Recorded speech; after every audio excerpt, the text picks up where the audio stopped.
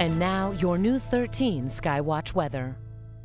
Well, a lot to get to, so let's dive right in. At this hour, we are cold, but not as cold as we were last night when we had temperatures already in the teens and even single digits. All right, Hunter Subaru Skycam Network shows us that we are dry. Nothing to worry about. There are clouds on the increase. This is high-level cloudiness that is going to keep us from really dropping rapidly. So probably upper teens to low 20s in the morning, and we're already in the 20s. So that gives you an idea we're not going to fall a lot more. 27 now, upper teens that wake up with clouds still pretty thick, and then they'll thin out into the afternoon. By lunchtime, we might see a lot more sunshine if they can get out of here sooner than later.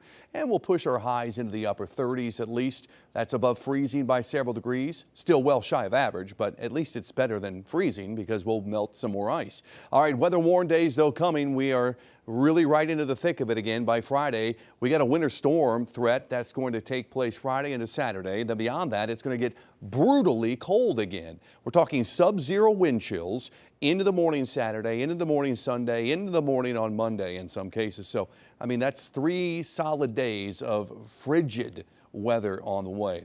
This is why a winter storm threat is looming for the Carolinas again, believe it or not. If the storm goes closer to the coast, that's going to have a much bigger impact for us here in the mountains and the upstate. That would throw a lot of moisture over us and we could have some big snows.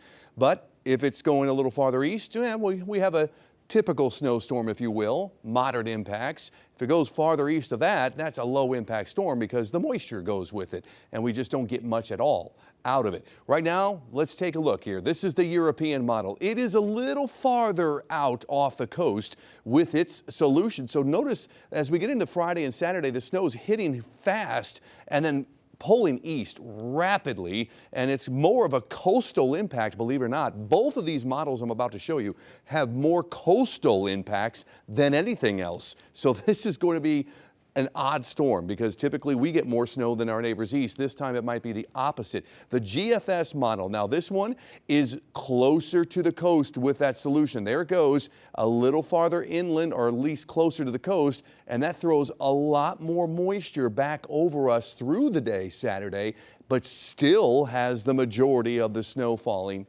east of us.